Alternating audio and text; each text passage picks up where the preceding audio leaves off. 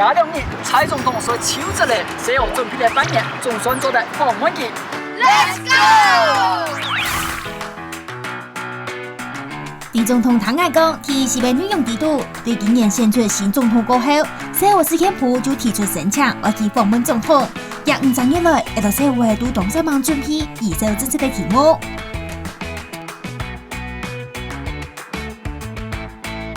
距离总统要上任前2年，一到社会总算访问到蔡英文总统的，上来基本用的回答也到社会嘅问题呢。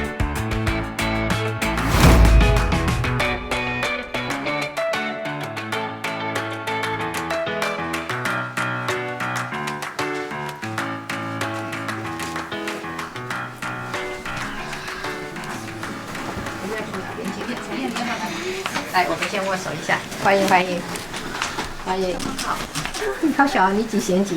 我5年级。5年级怎么看起来这么小？几年级？ 5年级。应该更小哈。谢谢，你好，总统好。你好，请坐，请坐。谢谢总统。谢谢总统。没有，我要到后天才是总统。欢迎。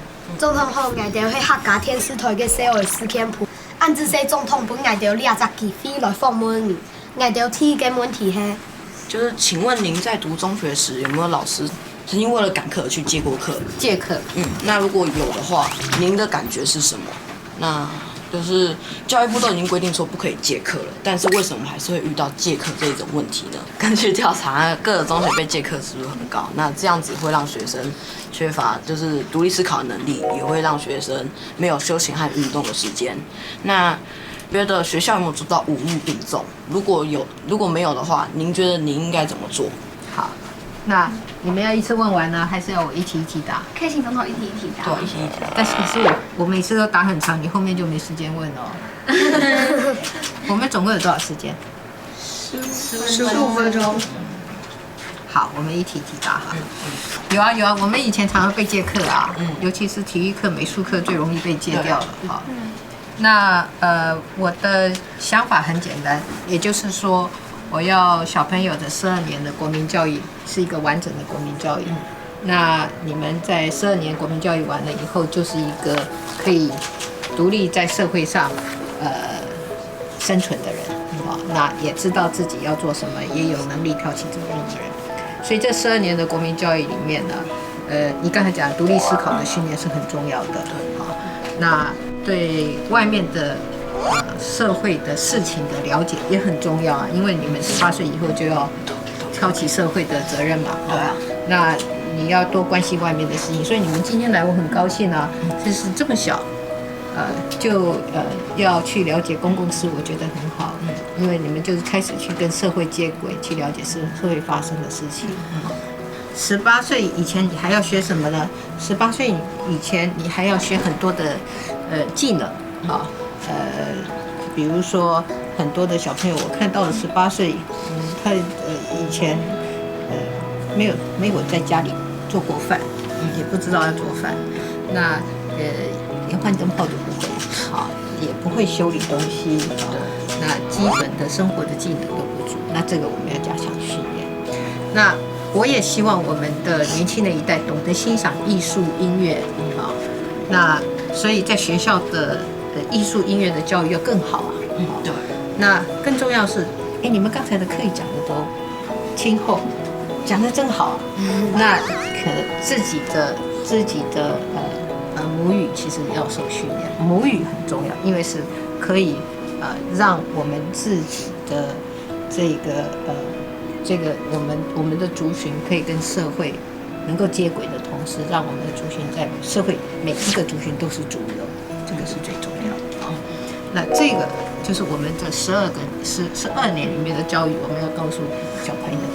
所以老師借課去上數學，老師借課去上那些基礎課程，去忽略掉了你的生活的學習。你的技能的學習，你對藝術文化的欣賞的能力，或對母語的學習的時間，這個我不贊同。對，好，所以我希望我們將來在12年国教的过程，在小学、在国中、在高中，我们都会注意到说，这个小朋友在每一个阶段的学习里面，他都能够全方位。所以借课这件事情我也特别注意。好，谢谢总统。那总统，我想请问一下，就是说，根据儿福联盟的调查哦，弱势儿童的家庭学习资源较于优势儿童相差了16倍以上。无论是几年国教，我们都会遇到学习上不平等的问题。那我想请问一下总统，就是说，我们认为该如何解决这一类的困难呢？这个国教上有资源不对等的问题哦。我注意到特别有2件事情哈。一件是我们现在入学有很多的就是社会学习哈，但是弱势家庭的社会学习的机会是比较少的。那以至于就是说他们在申请学校啦，或者是他们要入学的过程中，他的障碍比较大。好像是社会上面比较优势的家庭比较有能力替小朋友去安排学习的机会，社会学习的机会啊。所以这个就显现出来，就是说这个父母的资源跟在社会上的这种强弱势的地位，会影响到小朋友入学均等的机会。这个我是觉得是我们要去重视的一件事情哈。另外一件事就是偏乡因为很多的老师都不要到偏乡去，所以这个偏乡的小朋友比较找不到适合的老师，或者是偏乡的学校。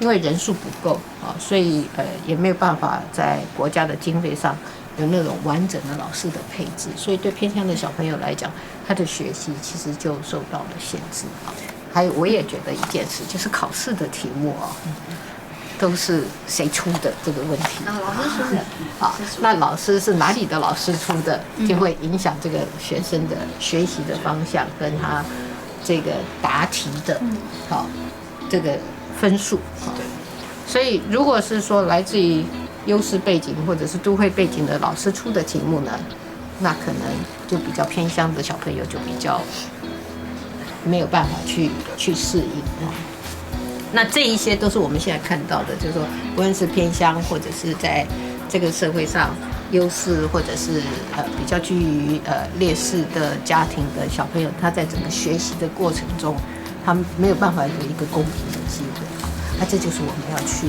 做的事情。比如说，如果我们还要再维持这一套，就是说小朋友的社会的学习是我们入学的条件之一的话，那政府要挑起责任，中央政府跟地方政府要帮小朋友去找到适合的学习的机会。那父母找不到没关系，政府来找，或者是政府跟很多的社会的团体，或者是这些非政府组织的机构，我们大家一起合作嘛，让小朋友有更多学习实习的机会，有这种社会学习的机会。这个政府跟学校跟社会团体，我们大家一起来做。第二个是偏向小朋友的这个师资不足的问题那这个我有2个办法。第一个办法呢，就是说，将来我们的学校呢，不一定是一个学校他自己聘用所有老师，他有一部分的老师是一个行政区域或者是教育局或教育部，他一起聘用，然后有很多的学校一起来分享。那这样子在偏乡的小朋友，他还是可以得到好的老师的教导的同时我觉得线上学习很重要。线上学习，这个网络学习的那个机会。那我曾经去台东看到桃园国小的小朋友他们在线上学数学那有一个线上的学习的系统叫做可汗学院，可汗学院它是用英文的但是它很多是翻成中文的，所以我们很多的小朋友其实就是上线到可汗学院去学。那我看到的这个台东的这个桃园国小的小朋友，他们是到线上去学习数学。那这个数学有一部分它已经翻成中文了，所以他们用中文学习数学。那他们没有翻成中文的他们就用英文学习数学。这很厉害吧？对。那他们的英文能力不足怎么办呢？结果他们就用 Google 系统去查那个单字的意思，所以他们就一面学英文一面学数学。所以我们这个台东的桃园国小是原住民的小朋友的学校，那他们的学习就是跨越了这个，而老师在旁边就变助教了。所以线上的学习，我觉得是一个可以让我们的现在的学习的，因为家庭的经济环境啦，或者是社会的地位啦，或者是这个城乡的差距让小朋友处于一个比较不利的学习能够利用线上，所以将来我们一定要让线上的这种教学系统能够更完整，让它内容更好、更活泼。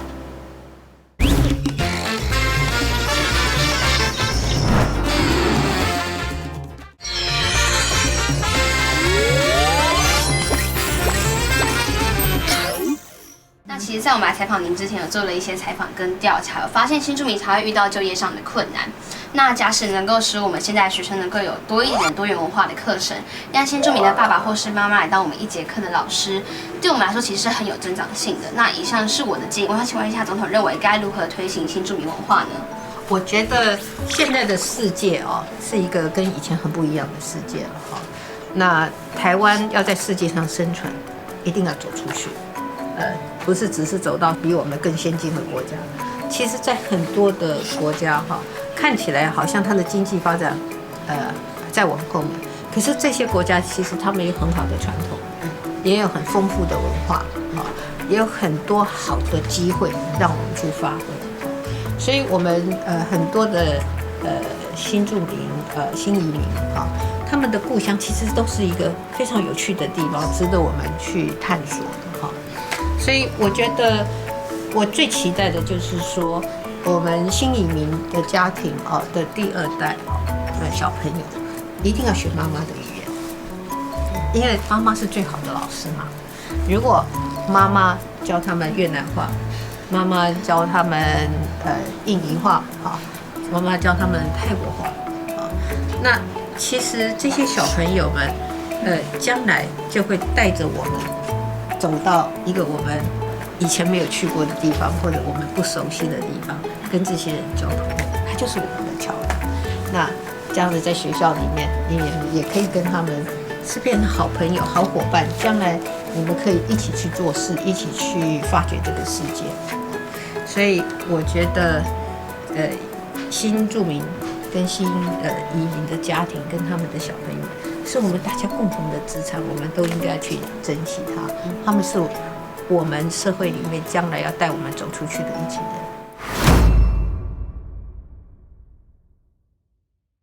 那这个小英总统，我们有准备一个礼物要送给你，谢谢。这里面就是我们收集那个全台湾儿少的声音，然后就是希望你可以抽空看一下我们最远还有到兰屿去问他们，就是希望你可以抽空看一下。好，谢谢。那希望之后你可以跟我们合照。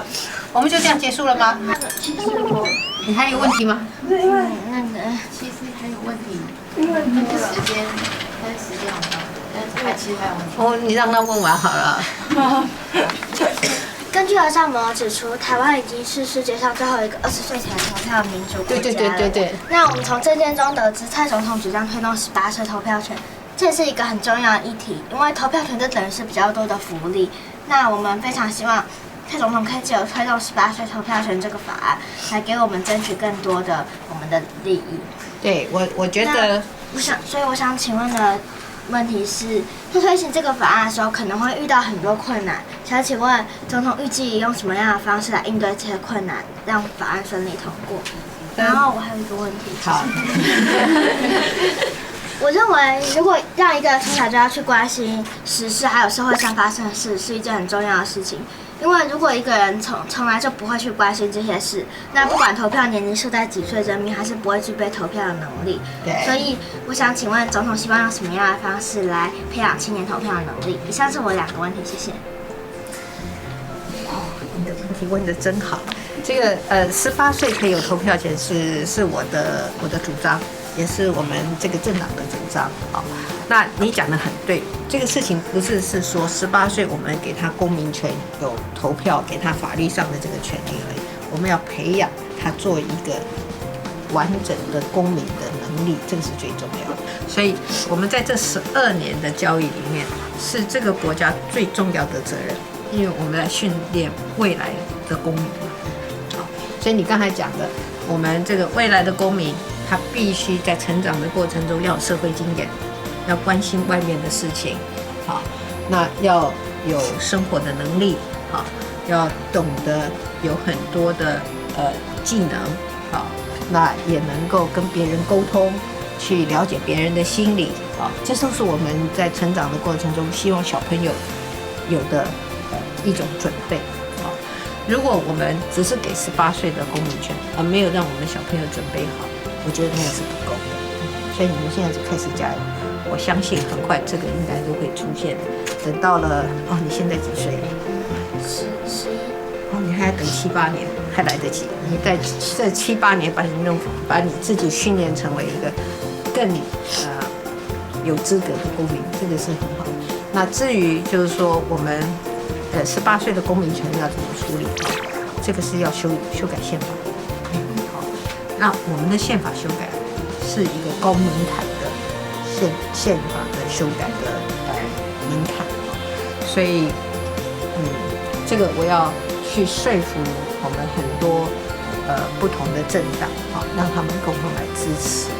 那我相信很多的政党都愿意支持这个事情，只是在上个阶段我们处理的时候，有一些政党它有一些其他的政治的考虑，但是我们在下面我们会尽力用力的来推，也希望其他的政党单就这件事情我们来处理，因为这是我相信小朋友都是期待的嘛，对不对？对，你们都很期待嘛，那小朋友期待，那我们这个社会也期待小朋友能够更早有能力来做一个现代国家的公民，这是我们最大的期望，所以我们会加油，那你们也加油了，好不好？好，谢谢。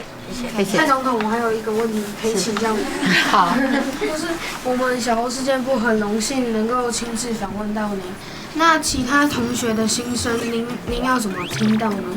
还有，您是否会在未来建立一个倾听儿少声音的管道或者是方法？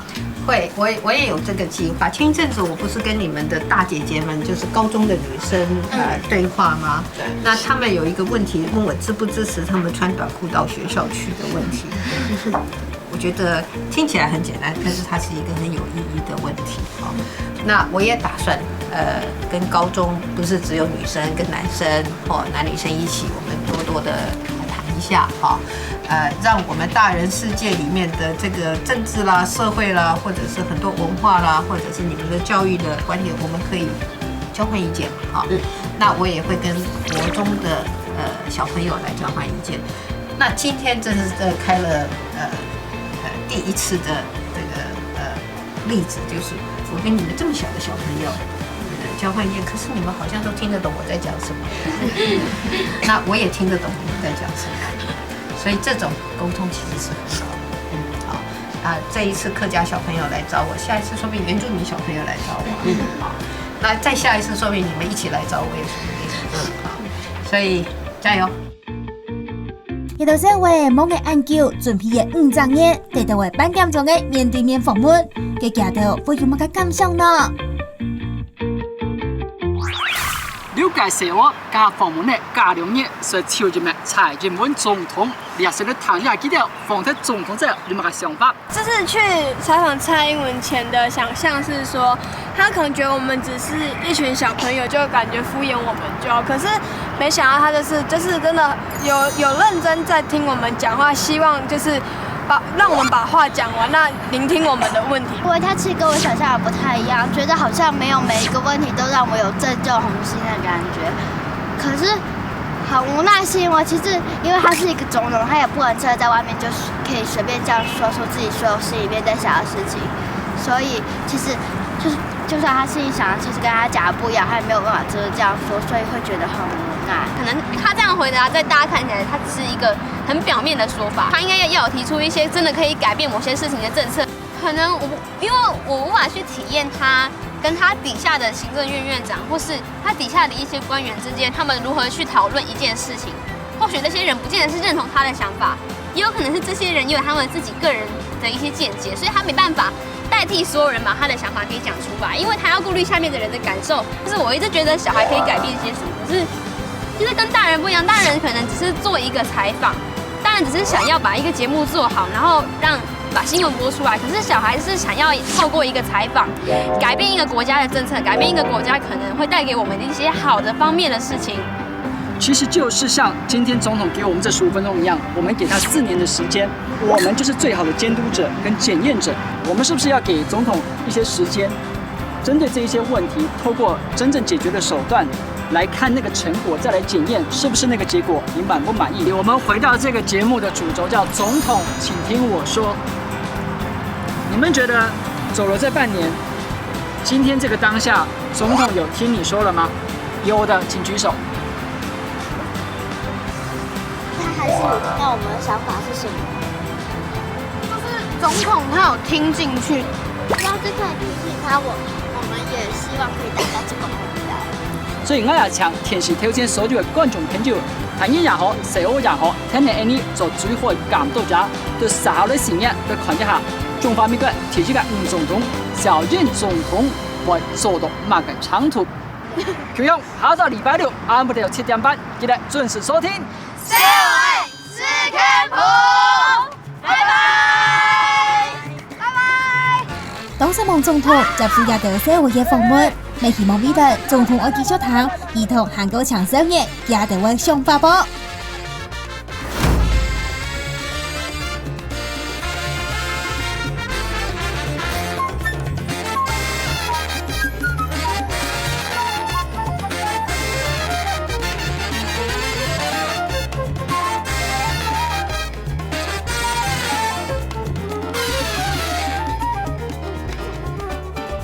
3D 猎鹰，鹰满街。